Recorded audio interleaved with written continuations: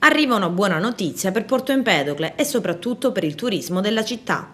Costa Crociere conferma 21 partenze dal Porto Empedoclino per la stagione 2014 e anche il prossimo anno le navi Costa salperanno da Porto Empedocle, che diventa start-up e tappa di passaggio di un flusso turistico nazionale ed internazionale. Si parte alla grande perché ad aprile iniziamo intanto con la prima nave, che è una nave tedesca che arriva.